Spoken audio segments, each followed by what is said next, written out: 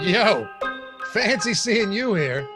Well, not fancy seeing Adam Scherer here because he might be dead or something. I don't know where the guy is right now. But anyway, hopefully he's okay. I'm filling in on the Awesemo strategy show, NBA edition. Look, I'm not holding back. Why would I? This guy's putting me in a spot where I'm doing back-to-back shows now. Dave Lochran, along with Josh Engleman. The one silver lining is, hey, man, get to do a show together in the beginning of basketball season. I didn't see this coming. Yeah, no, I guess we probably should have. The idea that Adam was not going to make it to a strategy show was probably pretty likely. So maybe you and I aren't the smartest two in the world. I didn't think you and I were going to be doing anything like this until like January. So it's nice to get one into the books. I had a tweet about us going like 2 hours from a show 2 years ago. So that's always fun. I think it was actually like the opening day 2 years ago, or maybe it was 3 years ago, and we just talked about Melo for an hour. It was. I distinctly remember that because it got so off track, and then people decided they like it. Yeah. And well, the original Melo discussion happened on a non-NBA show. That was either baseball or football. I don't even know what that was, actually. It just wasn't basketball. That much I'm positive of. No, it turned into 30 minutes of Carmelo Anthony discussion of whether he's good or not. It did. Or whether he was ever good. Yeah. We got a 9-game slate today. Thank you, Josh, for typing up this wonderful run sheet for me. Yep. Yeah, appreciate that. Listen, we'll be back. The two of us, we'll be back on the strategy show doing something. You and Adam will still be doing a bunch, but once football season starts winding down, we'll be doing a little bit more and heavy basketball stuff. Honestly, I don't mind doing either. I enjoy doing shows with you, but generally speaking, when I've done more preparation, fortunately, Josh has done everything. He already had the process show this morning at 6:30 Eastern time. That's right. 6:30 Eastern time, bright and early. And now we break this down one more time, Josh. 9 games, kick it off with Boston and Charlotte. Today's show, of course, sponsored by the Yahoos. But we'll get to that. We'll get to that because the promo is too good to pass up. And I don't want to just shortchange you now. But Boston and Charlotte Hornets, you got Boston on the road, laying 1 point, second of a back-to-back right now. They were only favored by 5 points against Houston in Houston yesterday. Shocking to me, Josh. I hammered the Boston side of that. They ended up covering quite easily. What do you make of them against Charlotte? And is there any top options for you from Boston tonight? It depends.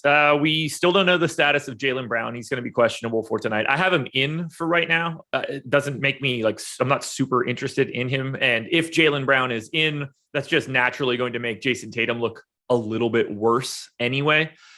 Same sort of situation for Romeo Langford, although his status is not all that interesting. If Romeo Langford doesn't play, you probably just give those minutes to Aaron Nesmith and call it a day. So I look at someone like Jason Tatum. He's projected for 16% ownership on DraftKings, 8% on FanDuel. I think that's about right. Somewhere in that 10 to 15% range on DK, I'm comfortable with. The guy that we would need to point out the most, I think at least, $6,100 Robert Williams. He's $7,100 on FanDuel, but $1,000 cheaper on DK. You don't get the MPE, but this is a guy that's normally like a 1.25 fantasy point per minute guy. Hasn't been there quite yet. Coming off of, he played 28 minutes yesterday. He played 28 minutes in their second game and then played, 40 something in that monster double OT game on opening night. I have no problem getting there. I don't think 17% ownership is all that crazy. This is a high level fantasy performer. He's going to, if Robert Williams continues to start for the Celtics, he's going to be significantly more expensive than 6,100. So you probably want to get in there now. There's not much else for me for Boston. I don't think that they're a particularly fun team to roster. Everybody that does play is sort of projected the way that they should be. The one thing that it came up on the process show, the only thing that I think we need to pay attention to for today is whether or not Al Horford plays. This is the second of a back-to-back. Al Horford is up there in years. It wouldn't surprise me at all if Al Horford sits the second half of a back-to-back, at which point I would say Grant Williams probably gets into the 26, 28 minute range, and he's 3,700 on DraftKings and will be a pretty high-level value play as far as I'm concerned.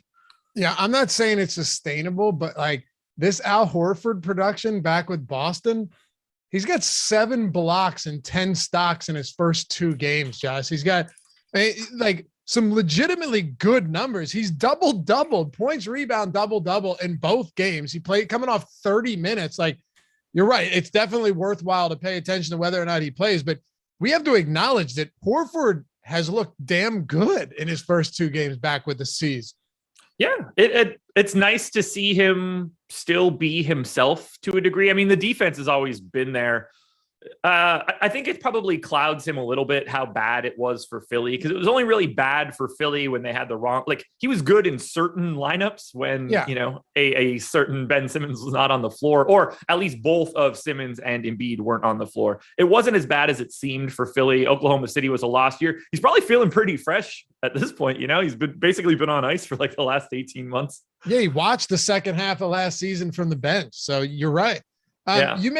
You made a point that Adam echoed on the strategy show, or I'm sorry, on the deeper dive the other day, that if you were to see Robert Williams continue to get big minutes every day, he could be legitimately, you know, like an 8K player. His last couple of games have been, you know, underwhelming to say the least, but he has played back-to-back 28 minutes in each of those. Like, are we expecting the production to catch up with the minutes in a good way? Yeah, absolutely. So normally heading into this season, I had him at 1.25 FanDuel points per minute. So far this season, he's at 0.96. I don't think that anything has changed about the way that Robert Williams plays, other than maybe like his just general aggression to not pick up as many fouls. But otherwise, I expect Robert Williams to be like a 1.2 to 1.3 fantasy point per minute guy moving forward. If that continues and he's playing 28 minutes a game, 6,100 is a preposterous price. Anything else for Boston? No, I don't think so. All right, let's talk about it. On the other side of this one, the Charlotte Hornets. And by the way, hit that thumbs up, guys. Happy to have you with us. Josh, 200 in here already. Not bad for just kicking this off. Not bad. No, not at all. I had 250 at 6:30 this morning. Well, 7:00 this morning. It's solid, man. I'll tell you what. You know, you hit us with almost 600 likes on the deeper dive to start yesterday. When I left, we had 1,500 likes, and then I tune in the live. Yeah, we have 50. We crushed, dude. Damn. But still, the concurrents keep rising. So 600 out of the gate on the first morning show is solid, right? And we pull another 1,000 almost, and then I see the live before lock show 45 minutes into it, and we're still at 1,500. It's preposterous. Well, I mean, you know why, right? Why? Because I didn't host it. Yeah. Yeah, it's true. Sorry, fellas that are now on live before log without me. I mean, we gotta. I resorted to going in the chat and said, you will perish in a freak accident if we don't get likes up by 200 in the next 5 minutes. Maybe that's what happened to Adam. It worked, though. It worked like a charm. It's like one of those things where, remember, if you don't forward this email, you're dead. Oh God, the old back when like like you actually responded to those sometimes. You didn't. Right. It was right below the Nigerian prince requesting money email. Yeah. Talk to me about the Hornets, and can we just go all in right now on Miles Bridges' top shot moments? This dude looks great recently, and he's got some nasty dunks that he throws down every so often. Well, knowing Top Shot, I'm sure they'll just give us assists or layups or other nonsense. No, they got a sick dunk on that. I mean, everything that Bridges does is just him trying to yam on people as hard as he can. So remember, he basically had the dunk of the year last year. Yeah. And I don't get the sense that that's going to slow down anymore. It's not like LaMelo's not looking to throw him lobs for 36 minutes a day. I don't really have a ton that I like here from Charlotte. It's a tough defensive matchup. You know, Boston's pretty good defensively, and I don't think that's going anywhere, especially if Horford is in the game. Only Gordon Hayward is in double digits in ownership on both FanDuel and DK, 18% on FanDuel, 13 on DK. We don't know the status of Terry Rozier right now. I have him in. He's probably the guy that I like the most out of Charlotte if he does play. But if he's in, if he's out, I don't have a lot of priorities here. I kind of agree with the ownership. The fact that no one's getting it outside of Hayward makes sense. Hayward is 6,900 across both sites. I actually ran a crunch before this show started for FanDuel.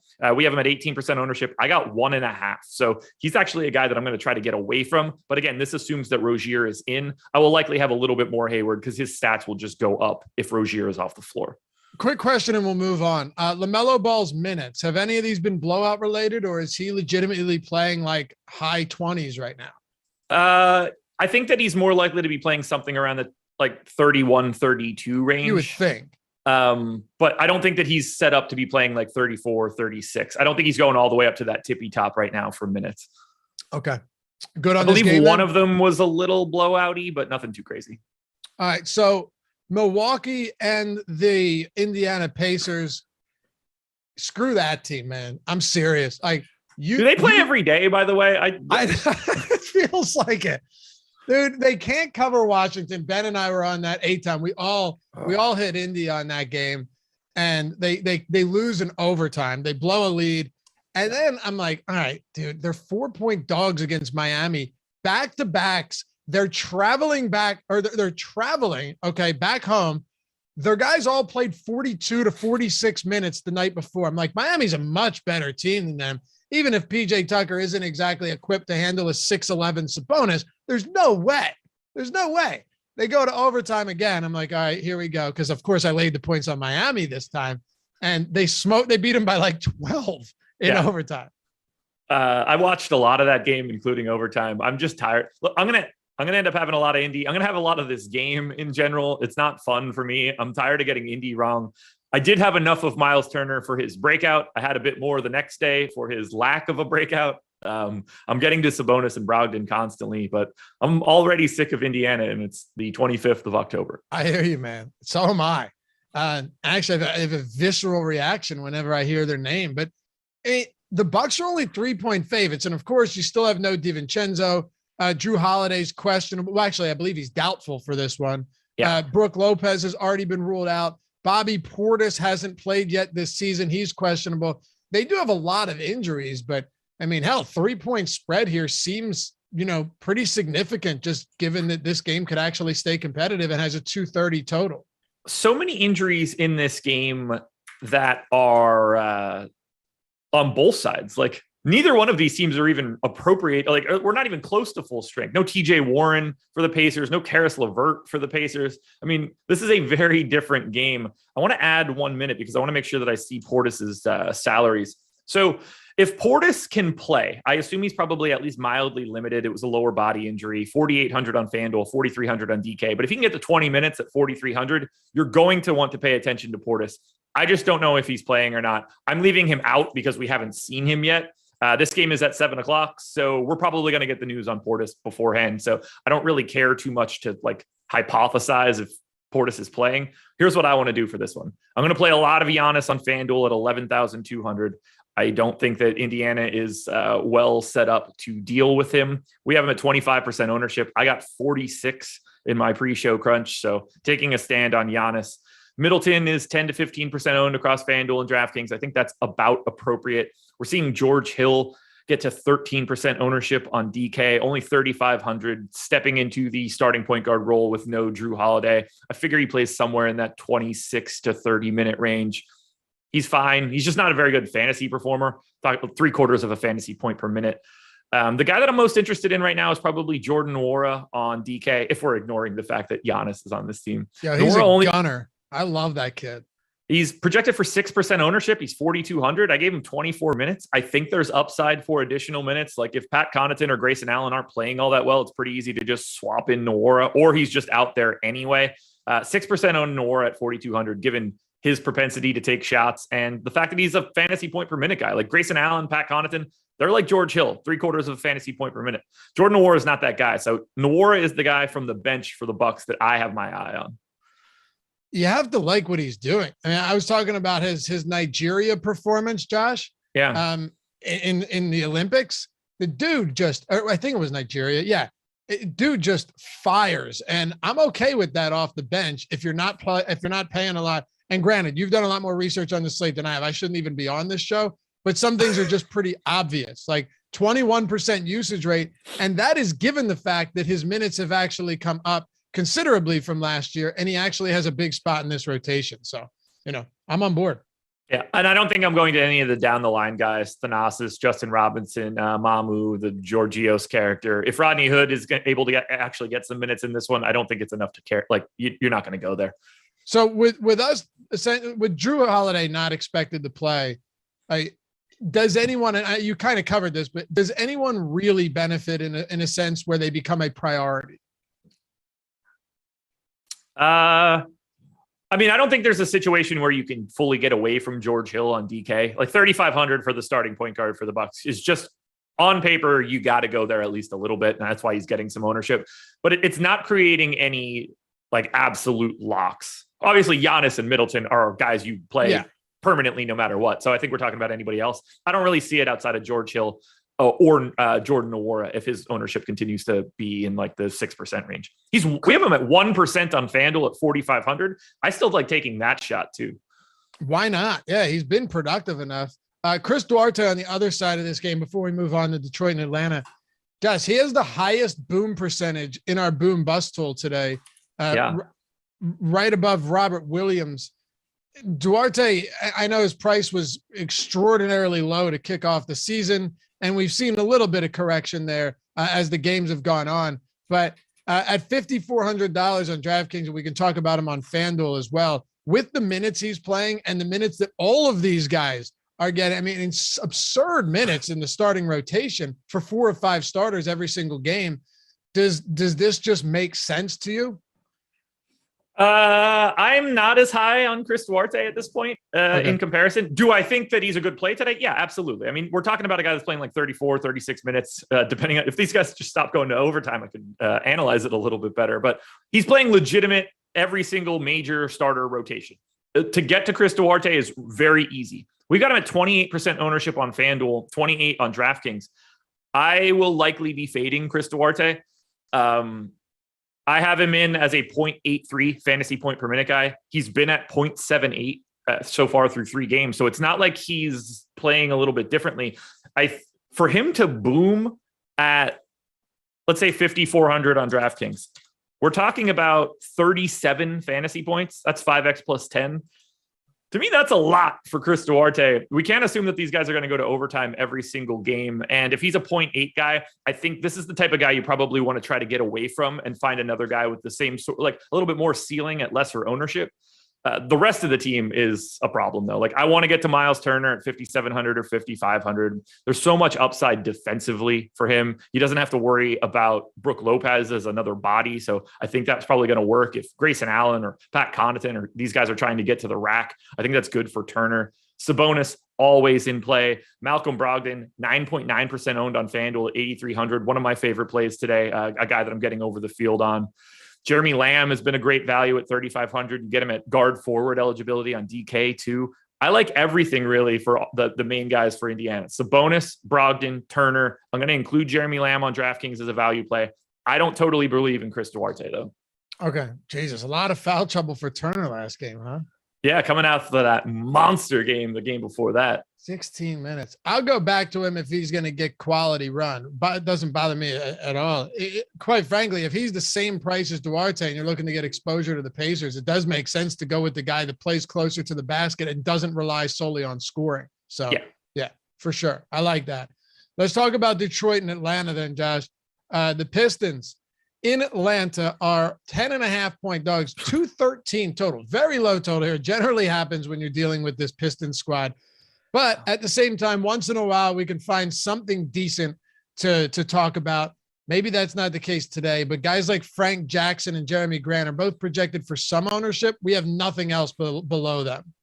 Yeah, no, on FanDuel, I got 8% Isaiah Stewart at 5,100 power forward eligibility. For some strange reason, Isaiah Stewart, the starting center for the Pistons, does not have that eligibility at center for FanDuel, which seems pretty crazy. It's even crazier when that's the same situation for Miles Turner on FanDuel. Only power forward makes. Yeah, why? He's unquestionably only a center. Yeah, is Sabonis power forward center on FanDuel? Yep. Uh-huh. Yeah. Anyway, I don't know what they're thinking there, but it's not really all that important. On the FanDuel side, if you don't get any Pistons, you won't be all that mad about it. On DK, Jeremy Grant at 6,300 is just underpriced for what he does. He's a fantasy point per minute guy, maybe a little bit more when Cade Cunningham's not going to be on the floor. I think he's properly owned at 12%. And then Frank Jackson is the one pulling ownership, 3,500. I think he's pulling that ownership basically just because of his price. He's a 0.75 guy, so nothing I want to write home about. Do you know what Frank Jackson's averaging on as a fantasy score so far per minute? On the season, you're saying per minute production? Yeah. It's not good. What is it? 0.35? 0.29. Really? On FanDuel, at least. I mean, it's obviously going to be close on DK too. God. Yeah. Clearly, Yeah, don't think that's brutal. moving forward like that. But I understand why he's getting some ownership. You're going to find multiple guys at 35. Like, just go to George Hill too. Yeah, it's not even just poor shooting. I'm looking up some of this now. He's had essentially no opportunities as a passer either. So, and when you do, you're relying on the Detroit Pistons to put the ball in the cylinder. So essentially for you, Detroit is a wash, or is it maybe some Jeremy Grant and not really getting towards any Jackson? Yeah, Jeremy Grant is an actual good play, no matter what, for the Pistons at 6,300. He's just got a ceiling if the shot's falling. Everybody else on the Pistons, I think you should probably avoid.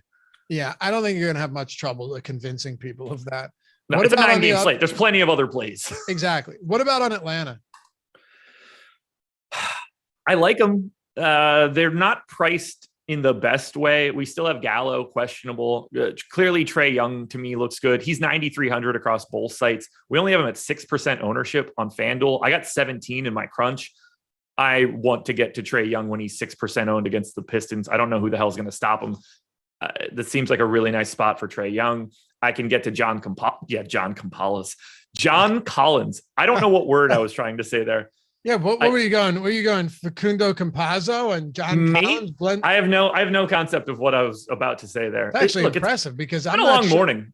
I can't even tell what you were trying to get to. Usually it's like, a name you just said, but maybe we'll figure it out later. Go ahead. Collins is a guy that I'm like 2x on FanDuel, but the highest ownership percentage we have on FanDuel or DraftKings for the Hawks is 9.7% owned DeAndre Hunter. I think you should probably have about 10% DeAndre Hunter, but that's kind of it for me. I don't want to say that I'm looking at a potential blowout here, but I think Atlanta can have very little issue handling Detroit. I'd rather look at Trae Young and very little else. And the prices of some of the bench guys are up high enough that I don't really trust them for a value option. So it was definitely, I think, Capella and Collins mixed into one. Maybe. Makes sense, right? Maybe. I mean, they're like Collins is on top of Capella in my sheet. Wow, that sounds dirty. You want to go there? You can. Anything else for Atlanta? No, it doesn't. Young, Collins, Capella. That's it for me. Okay. Norman Powell's out for this. Yeah.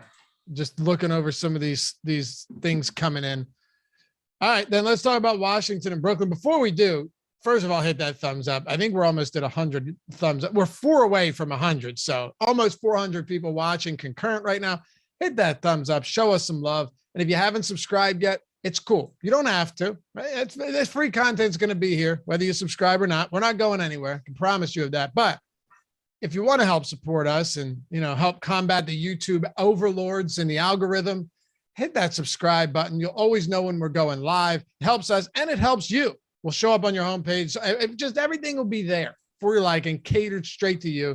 So hit that subscribe, thumbs up. Help us get to 70,000 subs. We appreciate you. And if you want to join the channel, get the custom emojis, those killer badges, shout outs, and priority questions answered all the time. Hit that too. Again, you want to do it? Cool. You don't want to? That's fine. But we'll always welcome you to the team and shout you out. And we'd be happy to have you here for sure.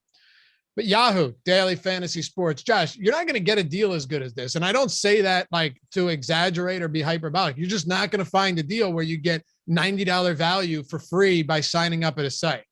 No, it's a great spot right now. If you've never signed up at Yahoo, there's no reason to not go try it out, make that deposit, get all of the benefits you get from our current deal. You get to see what's going on behind the paywall at Awesemo too. Best of both worlds. And some of the contests that Yahoo's running right now, some of the best in the industry. No, very little management fee, no management fee, potentially overlay. It's a good spot. For sure. Yeah. And some big contests too. Like they're still running $1 million baller every Sunday and all of that. Yeah. I mean, look, the best part is use the link in the description, first of all, or Jordan will throw it in chat. Jordan, you toss that in chat for me. Thanks. If you haven't signed up yet over at Yahoo, use the link. Sign up, deposit $10 or more. That's it. $10 or more. They'll send your information to us. We'll hit you up through email and get you set up. $90 value. That's every tool that we have on the site, all created by Awesemo himself, #1 ranked DFS player. Boom bust, top stack, ownership, lineup builder. Of course, you have the Fantasy Cruncher add-on that is a phenomenal tool. You name it. And of course, premium Discord with office hours where you've got pros helping you, answering your questions to fine-tune your game. You get everything for the month, $90 value. And when you sign up at Yahoo using the link, they'll give you $10 in free credit to play anyway. So you're really getting all of this for free. No reason not to do so if you haven't done so yet. Use the link in the chat or in the description. If you're already at Yahoo, by the way, and you want to get, as Josh said, a peek behind the paywall at Awesemo, we do have an awesome promo going on right now. It's Curry, Curry, all caps, get you 50% off the full week at Awesemo Plus Platinum. Everything on the site, football, basketball, hockey, MMA, PGA, NASCAR, you name it. Use the promo code Curry at awesemo.com/promos. All right, let's keep rolling here, Josh. We have got Washington and Brooklyn. What do you make of the Wizards this season? Quick question. Like, where are you at on the Wizards this year in terms of overall skill set? I mean, I think they're better than they were last year. I'm a fan of the pieces that they have. I don't really know what it ends up being. I feel like they're uniquely set up to like really get a bunch of assets at the deadline if they want to. Like if you want to flip KCP to a contender, I think that you can get a lot of value for him in the middle of the season. I think you could probably do something similar for Kyle Kuzma. These aren't guys that I would want to try to build around. If you can get anybody to take Berton's contract, I know you're a bit overpaid right now. They have a lot of what I would deem to be like assets that can be good for teams that are going to go deeper into the playoffs that I don't think necessarily matter all that much for Washington. I mean, most of these guys should just still be on the Lakers along with Buddy Hield, but instead the Lakers were dumb and went after Russ. So helpful for Washington. I think they're just like a deep, they're a deep team with a lot of different pieces that I think fit together pretty well. I like Washington a lot. All right. Jeremy Grant's questionable now, by the way. That news just broke. Okay. It looks like Bradley Beal is on track to play, Josh. So yeah, I'm assuming you have him in right now. I do indeed. All right. With that in mind, where are we going with Washington against Brooklyn? Right now, the spread on this game, you got Washington 8.5-point dogs, 233.5-point total. Nets have looked like shit early on, though. Wouldn't be surprised if this game stayed relatively close. Yeah, I like a lot of this, but it's more on the FanDuel side. Beal is getting ownership. Sure. Like if you want to do that in the 9s, that's fine. I'd rather get to Trae Young, given his low ownership. But Kyle Kuzma's 6K on FanDuel. He's playing monster minutes. He's getting a lot of rebounding work, 1.06 fantasy points per minute so far this season. I've got him in this game for 1 fantasy point per minute. So 34 fantasy points in 30 minutes or 34 minutes.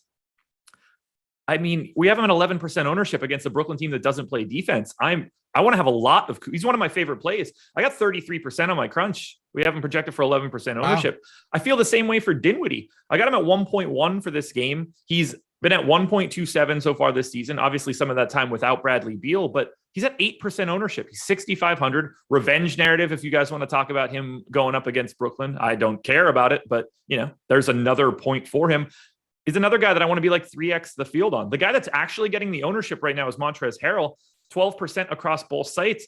Just cross your fingers and hope he gets into foul trouble and play Daniel Gafford instead. They're both basically the exact same cost. Harrell's played more minutes. I don't think it's a guarantee that always happens. And I don't think Harrell being out there for Brooklyn against Brooklyn is great because they're going to put him in a pick and roll and roast him. Yeah. Is he one of your highest owned players? Harrell? No, I'm sorry. From who are you saying you love today? Kuzma and Dinwiddie on FanDuel. Okay, sorry. Jordan sent me. Jordan said, "I'll tell you. You're good. You're good. Now, Kuzma and Dinwiddie right now are 4th and 5th in my exposure behind Cole Anthony, Giannis, and Jovel. Even with Beal playing? Yeah. Wow. Okay. Yeah. So they're too cheap. They're just too cheap.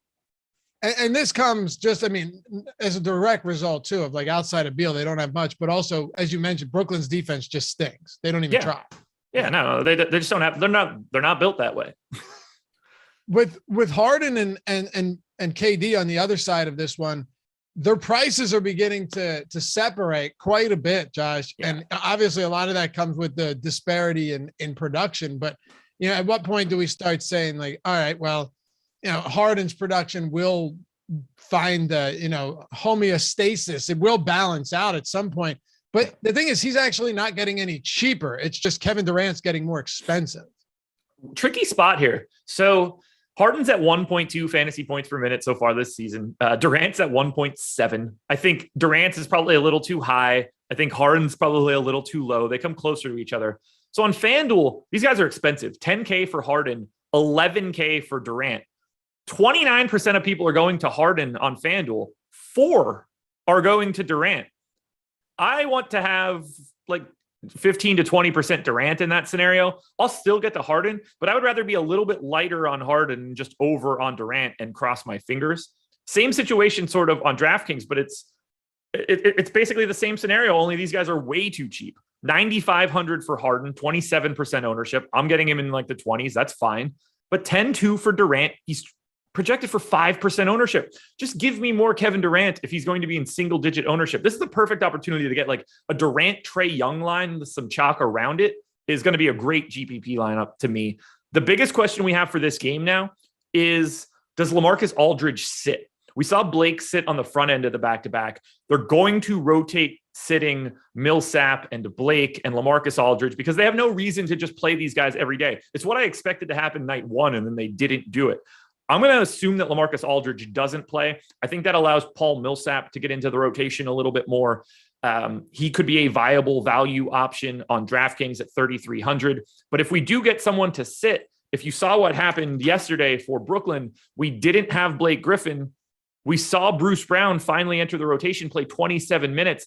I think Bruce Brown's going to be that guy that steps in every time one of these guys are out. If Aldridge is out, I'm giving Bruce Brown 22 minutes at 3,500. That's a nice value play on DraftKings. We basically have him unowned on FanDuel at 3,500 as well.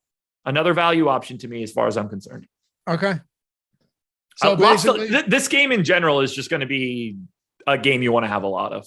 And also paying attention to some of these pieces of injury news, of course, on the Brooklyn side and Bradley Beal, but we expect him to play because that can change a ton. I mean, like if Bradley Beal somehow isn't able to play, are you willing to pay $7K for Dinwiddie on DraftKings? Yeah, I'm willing to pay it right now if he's only 1% owned. Sure. Okay. I just figured on FanDuel is where you like those prices a little bit more. Yeah, I don't mind going to Dinwiddie at all on DraftKings if Beal is in. So I don't mind it at all if he's out. Orlando and Miami. Orlando 14-point dogs here. They hurt me on a parlay yesterday because Cole Anthony had a monster game, dude. Monster game. What was it? 29, 16 and 8 or something stupid. Close. I think. What's up? Yeah, it was a big one. Yeah, I'm going off the top of my head, but I got it here. 29, 16 and 8. Yeah. Oh, I nailed it. Okay. 62.2 FanDuel points. Wow. He crushed. Yeah. But that second of a back-to-back, there's still 2 touchdown dogs. They're 14-point dogs against Miami, 214.5 total. Is there any interest in getting to anyone from the Magic today? A lot of interest, and that's what sucks because this team sucks. Yeah. 4,900 for Cole Anthony today on FanDuel, coming off a 62 burger. He's 38% owned. That's exactly what I have. I totally agree with it. To me, he's really good chalk. They don't have many alternatives other than Cole Anthony, so I'm going that way.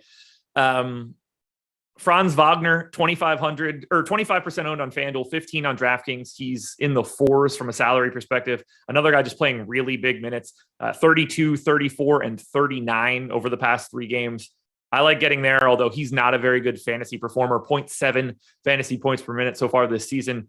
This is the most interesting piece for me. We've got Mo Bamba at 8% ownership on FanDuel. We've got him at 11 on DraftKings. I think that's all fine. I'm not entirely sure why no one's going to Wendell Carter Jr. 5,700 on FanDuel, 5,800 on DraftKings. No ownership here. If Wendell Carter Jr. is 5,700 on FanDuel and 1% owned, I have 25% right now. Wow.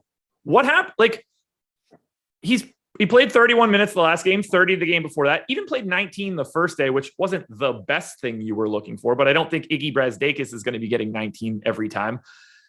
What happened? Like, I got him in for 30. If Mo Bamba gets in foul trouble, he's definitely playing 30. Why is he not owned? He's a 1.05 fantasy point per minute guy normally. He's been good this season, 1.22 so far this season. Even if you just assume he's at a 1.06 rate, which is where I have him today, I want to have a lot of Wendell Carter if he's unowned. Dude, he's averaging 0.7 rebounds under a double-double. He's averaging 11, 6, and 9, 3. And he only played 19 minutes in the first game. So I see what you're saying there. I mean, listen, when it comes to this team last year, we got a lot of Orlando, whether we liked to or not. Bad teams generally have low-priced players. And if that's the case, sometimes you're going to get to them. Is Cole Anthony a stay away today? No, I think you have to play him on FanDuel. Very, very good chalk, probably a cash game lock. I don't see how you get away from him at 4,900 because the floor is just so high here. He would have to get hurt to not play, 28 plus minutes. What sort of performance would you like for him to kill you at 4,900? He basically has to bagel. And he has a 25% usage rate to start the year as well. So yeah.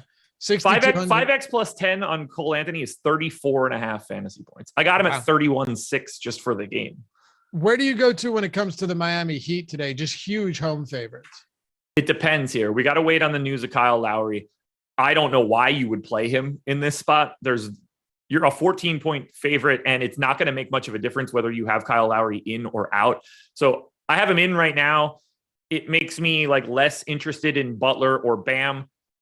When Lowry inevitably gets ruled out, which is what I expect, I think Bam and Butler will be properly owned, and then you'll want to go to Tyler Hero, 6,200 on FanDuel, 6,400 on DraftKings, 1.2 fantasy points per minute so far this year. I think he's probably more like a 1 fantasy point per minute guy. He's going to get 30-something minutes with Lowry out. Hero would be the first guy. That's probably it. It's the Heat. It's not a team you normally want to get to. 214 total. This one's going to be slow. It's going to be a bit of a slog. It's not a great DFS matchup. And if Lowry happens to be in, I probably am not all that interested in Miami because I just don't know how Orlando keeps up. So quick recap here, just so we can come full circle. If Kyle Lowry is out, who benefits the most? Tyler Hero. Okay. And that's it for Miami? Butler and Bam are always in play as your typical 8K guys that are just good and always play and do whatever they want. We got free tools on the site today. NFL Showdown Top Plays tool is awesome. It's one of the best tools you're going to find, particularly for showdown slates. Our player projections for NBA, also free, and NHL player rankings.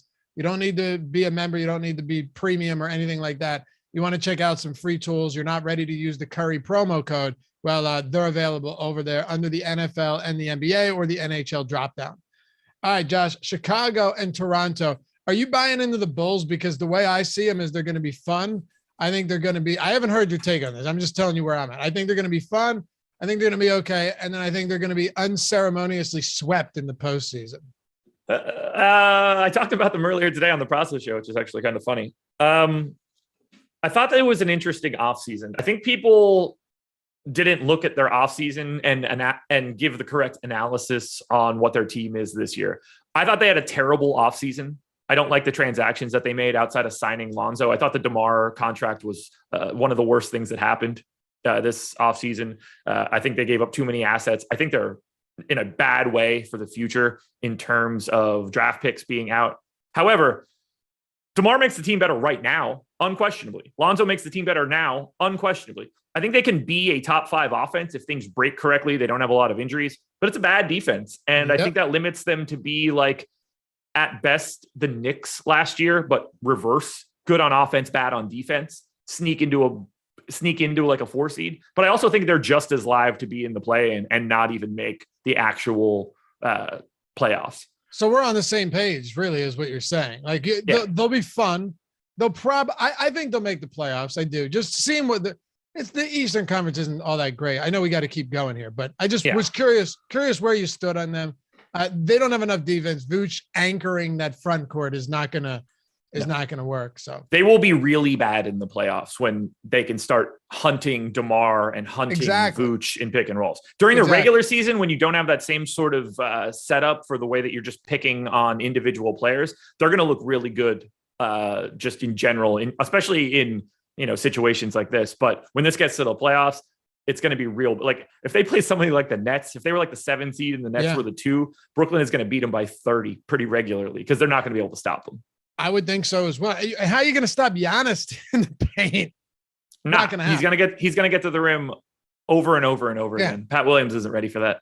And Embiid's going to do the same, honestly. Embiid's just they're not set up for this.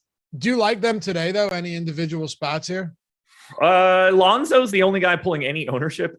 The highest anyone is 9.8% for DeRozan, except for Lonzo on FanDuel at 6,200. I think he's a little over-owned. I got 12%. That's the most that I have here. I'm not all that interested in too much from Chicago. Like if you get Levine or DeRozan or Vooch, they're talented offensive players. There's no reason that these guys can't have ceiling games today. I just don't think it happens all that frequently. It's a 212 total, which I believe is the lowest on the entire slate. Hard to do in a Chicago matchup, honestly, because this team's so good offensively, but it's going to be slow. Toronto's going to lean a little bit more defensively. I just have a hard time wanting to get to a lot of Chicago. On the other side, then, what about Toronto at home here? Should be a close game, you would think, at least. Maybe not. I don't know. What's a 3-point spread? Yeah, 3 point. Yeah. In Toronto, too. I have a lot that I like here, actually. Precious Achiuwa, 4,600 and 4,500 across both sites. I think he's underrepresented, has the capacity to play bigger minutes if it breaks well. We've got Scotty Barnes, 29% owned on FanDuel. I think that's probably a little high, but there's certainly some value there. I think you can find it elsewhere. We've got Van Vliet, basically 15% owned across both sites. Seems about reasonable to me. 7,900, 7,600. Anunoby is getting up a ton of shots so far this season. He's 15% owned on DraftKings. I think the starting 5, Van Vliet, Anunoby, Barnes, Gary Trent, and Achiuwa are all like 10%ers today. Just pay close attention to the ownership. I think you could be lighter on Barnes where he's heavy on FanDuel. I think you could be heavier on Achiuwa where he's lighter on FanDuel. Nobody that just immediately stands out as dramatically underpriced or undervalued, but those 5 guys are just going to get a lot of playing time because that's what happens for the Raptors. They play their front 5 heavy minutes. Like Goran Dragic is playing like 16 minutes a game. Yeah, but that's like you said, though, that's kind of what you expect to see from these rotations every single year, assuming that not everybody is out, right? So right. I don't know, Nick, do we assume Nick Nurse is going to do anything different than what he's done in the past just because his player personnel is a little bit different? Probably not. No, I don't. I think he's just going to keep going in typical Nick Nurse fashion. All right. So top options from Toronto. On FanDuel, I think Precious Achiuwa is the most underrepresented. You're clearly getting to Scotty Barnes. You're clearly getting to Fred Van Vliet. On DK, same thing. Achiuwa, Van Vliet, and I think Gary Trent, shooting guard, small forward, eligible 4,600. If the shot's falling, he can have a pretty big day. Dude with a name I can't pronounce said it's going to be funny to hear y'all when the Bulls are 20-5. That's fine. They might be. I'm just saying they're not. Yeah, I'll feel the same exact way if they're 20-5. Nothing will change. Except I might bet against them for futures, for playoff futures and stuff like that. If I could short them, then I would. That's what I'm saying. Yeah. Yeah. Will they make it through the first round? No. I don't know. If we're wrong, we're wrong. And I'll say it. I won't need to say it. It's right here, fella. New Orleans Pelicans. Care. Minnesota. I know you talk. Minnesota Timberwolves. Pelicans 5.5-point dogs. Still no Zion. 226 total here. And do we just have to look to an Ingram today or a Towns? Is this a spot where we could see this game and turn into a track meet? Yeah, there's a lot you got to do here. It all starts with $6,600 Joval on FanDuel, who I'm going to have about 80% of. Similar story to what I had a couple days ago. He's going to dominate the boards. He's going to dominate this matchup. How is he that cheap? He's $1,300 cheaper on FanDuel than he is on DraftKings, and I still kind of like him on DK at 7,900 given this matchup. It's fast. It's up tempo. I'm going to have all of the Joval. It's just going to happen. I really like Nickeil Alexander-Walker for 6,100 on FanDuel. Happy to get him for 6,700 on DK. Clearly, Brandon Ingram with no Zion is in play across both sites, 8,200 and 8,300. Devontae Graham, 5,400 on DraftKings. I think that's a really nice value option. We're already projecting him for 22% ownership. Those 4 guys across both sites, you got to have a lot of, but nobody looks better today on either site than Joval on FanDuel. I like it. Yeah, he's averaging 22 rebound chances per game. So when you're getting that type of production or opportunity from someone like Joval, who you and I for years have been crying for him to actually get consistent minutes every single game, Maybe we're finally going to start seeing that. And if we do, I'm all in. You're right. That price point is just stupid. And his usage rate, 20% usage as well. Minnesota is dead last in defensive rebound rate this season, by the way. Yeah, he could have 20 rebounds today. Yeah. I mean, and he's a really good offensive rebounder, or at least I think that he is in my head. And he's great at putting them back. We're talking about the worst defensive rebounding team in the league, and Joval getting, 4, 5 offensive rebounds and guaranteed putbacks, basically. Sign me up, man. He's got a career 12% offensive rebound rate. We'll take that for sure. It's actually pretty decent. Yeah. I mean, I didn't want to I knew that I was just going off the top of my head, but I was pretty confident you were right. He was like a high level offensive rebounder. The Pelicans suck though too, Josh. Yes. Is this a spot where we just like both sides of this game? Yes, it is. It really is. We've got Towns at 2% ownership on FanDuel, 10-9. That I understand, even though he's been at 1.6 for the season so far. 9% owned on DraftKings at 9,700. I think that looks good. But Anthony Edwards, probably a little underpriced, 7,500. You get the guard forward eligibility on DK. That looks good to me. Russell hasn't played big minutes. I think that's going to happen at some point in time where he gets to, 31, 32, even upwards of that. So 8% owned for Russell. I like the ceiling there. $3,500 for Jaden McDaniels. Given his stat profile, I think that's a little interesting. He's a guy that projects if he gets 28 minutes, he's a guy that projects for a couple stocks. And I like using someone like him in a GPP if he's going to be a little underowned. Turns out he's not underowned today. The most owned Minnesota Timberwolves. So I don't mind trying to dodge McDaniels ownership because he's kind of scary and he's not the type of guy that has a high floor. If the ownership's already there, I'd rather be somewhere else. Top options from this game, Josh, being that it's kind of exciting, this one. Probably Anthony Edwards on the Minnesota side as my favorite option. I touched on Joval here. I like the Pelicans side more than I like the Wolves. Okay. Cleveland and Denver. So Darius Garland, we're still waiting on his status here. I don't know how much it really matters at this point, right? They're double-digit road dogs in the altitude, Josh, out there in the Pepsi Center against the Denver Nuggets. Colin Sexton, however, I do want to get your take on Cleveland, even though they're not exactly exciting. The guy, once again, is, flirting with 30% usage. It's just a matter of whether or not Colin Sexton is someone that can ever get you the peripherals that you're looking for. And thus far this season, he's the same Colin Sexton that we knew of from all of his previous seasons. Yep. I don't really have much interest in him if Garland is in or if Garland is out. I really want to know what Ricky Rubio's ownership is going to be if Garland is out. I think he looks okay at 6K. He's at 1.22 fantasy points per minute so far this season. That's not going to continue. He's more like a one guy. Mobley, 6,400 on FanDuel is at least a little interesting. He's been as advertised so far, but again, 10.5-point dogs against Denver. There's not a lot I want to get to for Cleveland. Cleveland's one of the worst offenses in basketball. I don't want more of Cleveland. Okay. Fair. Yeah. And so if Rubio's ownership remains low, though, I just want to drill down on this. And Garland sits. Will you have, some trace amounts of Rubio in your lineups? Is that what you're saying? Yeah, I figure probably something in the 10% range. He'd probably be my highest owned Cav on FanDuel. Okay. What about Denver? Nikola Jokic every single week every game he plays coming in as one of, if not the most expensive, but also productive players. I mean, on DraftKings, he's the highest priced player, $600 more expensive than Giannis Antetokounmpo. He's Jokic, 1.7 fantasy points per minute. He's actually catching Giannis now. So I have Giannis at 1.58, just raw, in my model. This is what he is. Jokic is only 0.02 of a point behind him at this point. He's That's crazy. He's gaining on him now. You think he'll pass him by the end of the year? No, Giannis, he just does a little bit. The defensive stats are going to save him, I think, allows him to just be in a little bit better of a spot, just getting more stocks. The best piece of this game, however, is Michael Porter Jr. on DraftKings. He's 6K. He's projected for 32% ownership. I think that's good chalk. I don't know why he's $1,000 cheaper on DraftKings than he is on FanDuel, but I really, really like that DK price. That guy can fill up the bucket, man. That guy is just going to score, and I don't know who on Cleveland is going to stop him. It's not Kevin Love, that much I know. Yeah, it certainly isn't. Just throwing this out there, Jokic is averaging 109 touches per game through his first two games as a center, leads the league by a lot. just very simply, he's always going to have the ball in his hands, and that's what makes it to the point where you said he's catching up to somebody as good as Giannis.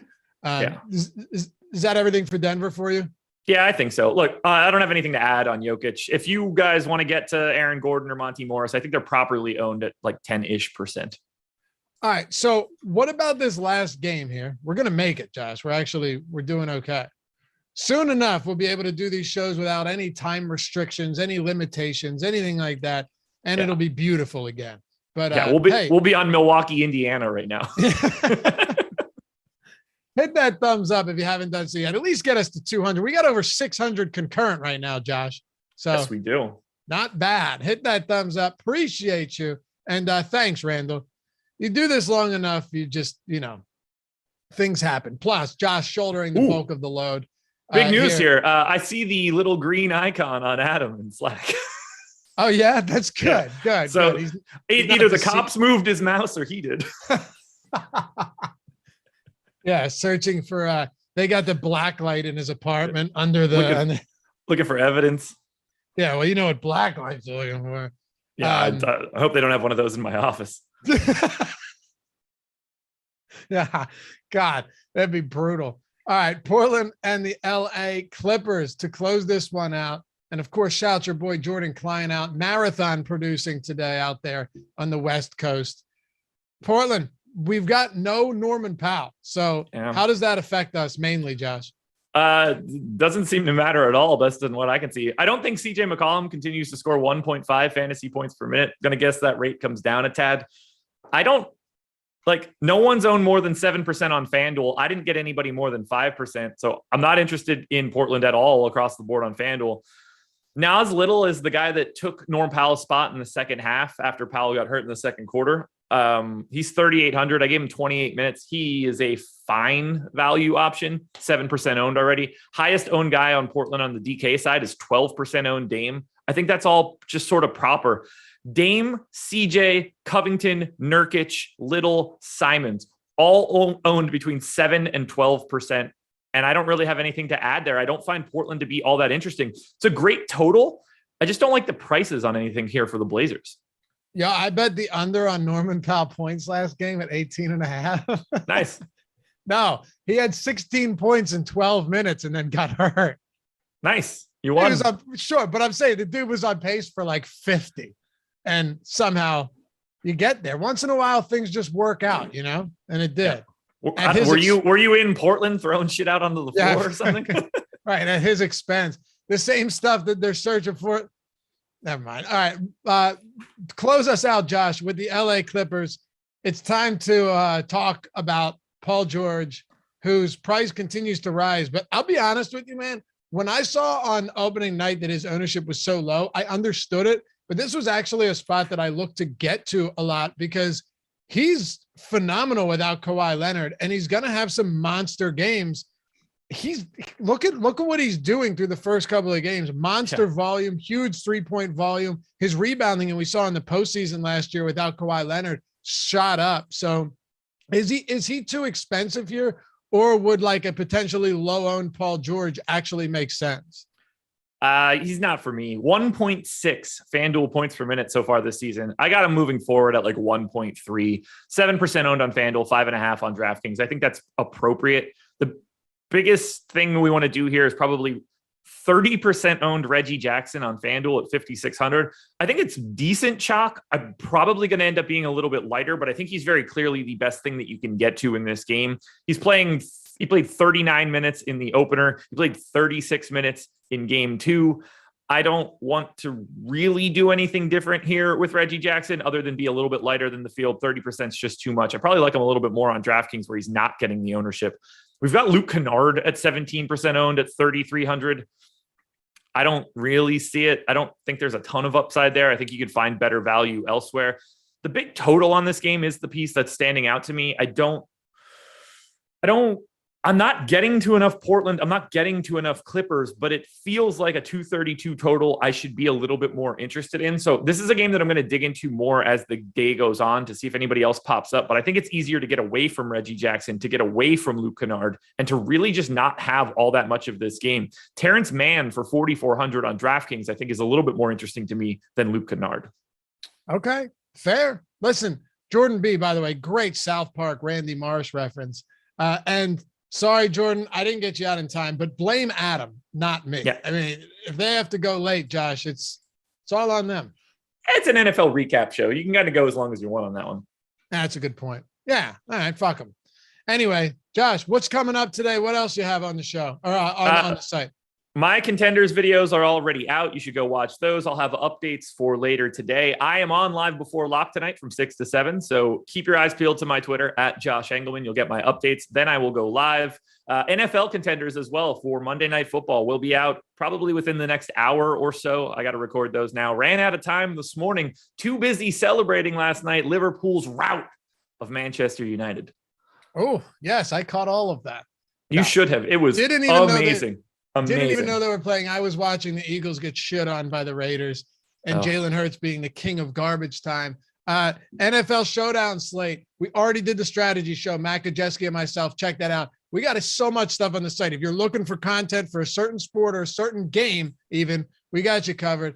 Check it out. And remember, use the link in the description or in the chat. Get your free month of Awesemo when you sign up and deposit $10 at Yahoo, and use the promo code Curry to get 50% off your first week of Awesemo Plus. All right, Josh, we'll do this again sometime soon. Thanks to you guys for hanging out as always. Well up over 200 likes, 600K plus. I'll call it a success. We'll catch you back here for the next one. Peace.